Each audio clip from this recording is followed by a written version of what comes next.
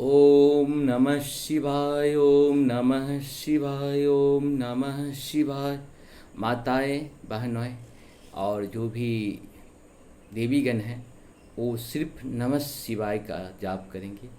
नमः शिवाय, नमः शिवाय, नमः शिवाय। इस प्रकार से हम लोग शिव पुराण, श्री शिव पुराण महात्म का जो है चौथा दिन आज हम लोग चौथी भाग को पढ़ेंगे। श्री सूत जी बोले,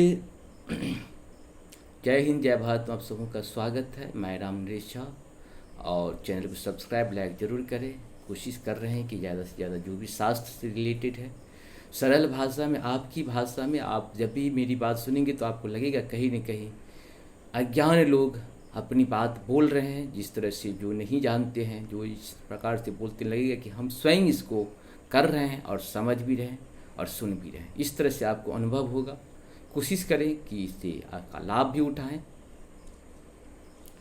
श्री सूत जी बोले, शौनक सुनो, मैं तुम्हारे सामने गोपनीय कथा वस्तु का भी वर्णन करूँगा, क्योंकि तुम शिव भक्तों में अग्रगण्य तथा देव वेद बेताओं में भी श्रेष्ठ हो। समुद्र के निकटवर्ती प्रदेश में एक वास्कल नामक ग्राम है, जहाँ वैदिक धर्म से विमुख महापापी द्विज निवास करते हैं। वे सबके सब बड़े दुष्ट हैं। उनका मन दूषित विषय भोगों में ही लगा रहता है। वे न देवताओं पर विश्वास करते हैं, न भाग्य पर। वे सभी कुटिल वृत्ति वाले हैं, किसान ही करते और भांति भांति के घातक अस्त्र शस्त्र रखते हैं। वे व्यभिचारी और खल हैं। ज्ञान वैराग तथा सधर्म का सेवन ही मनुष्यों के लिए परम पुरुषार्थ है। इस बात को वे बिल्कुल नहीं जानते हैं। वे सभी पशु बुद्धि वाले हैं। जहाँ के द्विज ऐसे हों, वहाँ अन्य वर्णों के विषय में क्या कहा जाए। अन्य वर्णों के लोग भी उन्हीं की भांति कुपित विचार करने वाले स्वधर्म विमुख एवं खल हैं। वे सदा कुकर्म में लगे रहते और नित्य विषय भोगों में ही डूबे रहते हैं। वहाँ की सब स्त्रियाँ भी कुटिल स्वभाव की, स्वेच्छाचारिणी, पाप सक्त, कुत सत्य विचार वाली और व्यभिचारिणी हैं। वे सद्य व्यवहार तथा सदाचार से सर्वथा शून्य हैं। इस प्रकार वहाँ दुष्टों का ही निवास है। इस वास्कल नामक ग्राम में किसी समय एक बिंदुग नामधारी ब्राह्मण रहता था। वह बड़ा ही अधम था, दुरात्मा और महापापी था। यद्यपि उसकी स्त्री बड़ी सुंदर थी तो भी वह कुमार्ग पर ही चलता था। उसकी पत्नी का नाम चंचुला था। वह सदा उत्तम धर्म के पालन में लगी रहती थी, तो भी उसे छोड़कर वह दुष्ट ब्राह्मण वैश्यागामी हो गया था। इस तरह कुकर्म में लगे हुए उस बिंदुगमी के बहुत वर्ष व्यतीत हो गए। उसकी स्त्री चंचुला काम से पीड़ित होने पर वह स्वधर्म नाश के भय से क्लेश सहकर भी दीर्घ काल तक धर्म से भ्रष्ट नहीं हुई, परंतु दुराचारी पति के आचरण से प्रभावित हो आगे चलकर वह स्त्री भी दुराचारिणी हो गई। इस तरह दुराचार से डूबे हुए उन मूढ़ चित्त वाले पति पत्नी का बहुत सा समय बीत गया।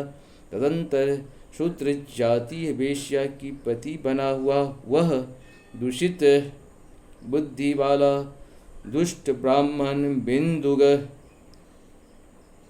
समयानुसार मृत्यु को प्राप्त हो नरक में जा पड़ा। बहुत दिनों तक नरक के दुख भोग कर वह मूढ़ बुद्धि पापी विंध्य पर्वत पर भयंकर पिशाच हुआ।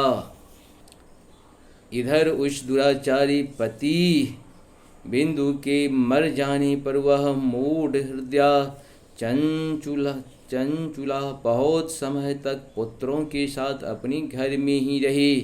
एक दिन देवयोग से किसी पुण्य पर्वत के आने पर वह स्त्री भाई बंधुओं के साथ गोकर्ण क्षेत्र में गई। तीर्थयात्रियों के संग से उसने भी उस समय जाकर किसी तीर्थ के जल में स्नान किया। फिर वह साधारणतया मेला देखने की दृष्टि से बंधुजनों के साथ यत्र तत्र घूमने लगी। घूमती घामती किसी देवी मंदिर में गई और वहाँ उसने एक देवज्ञ ब्राह्मण के मुख से भगवान शिव की परम पवित्र एवं मंगलकारिणी उत्तम पौराणिक कथा सुनी। कथावाचक ब्राह्मण कह रहे थे कि जो स्त्रियां पर पुरुषों के साथ व्यभिचार करती है वे मरने के बाद जब यमलोक में जाती है तब यमराज के दूत उनकी योनि में तपे हुए लोहे का परिध डालते हैं। पौराणिक ब्राह्मणों के मुख से यह वैराग्य बढ़ाने वाली कथा सुनकर चंचुला भय से व्याकुल हो वहाँ कांपने लगी।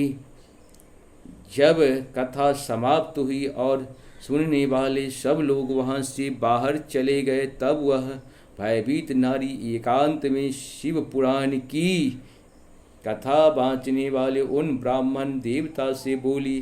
चंचुला ने कहा, ब्राह्मण, मैं अपने धर्म को नहीं जानती थी, इसीलिए मेरे द्वारा बड़ा दुराचार हुआ है। स्वामी ने मेरे ऊपर अनुपम कृपा करके आप मेरी उद्धार कीजिए। आज आपके वैराग्य रस से ओतपोत इस प्रवचन को सुनकर मुझे बड़ा भय लग रहा है। मैं कांप उठी हूँ और मुझे इस संसार से वैराग्य हो गया है। मुझ मूढ़ चित्त वाली पापनी को धिक्कार है। मैं सर्वथा निंदा के योग्य हूँ।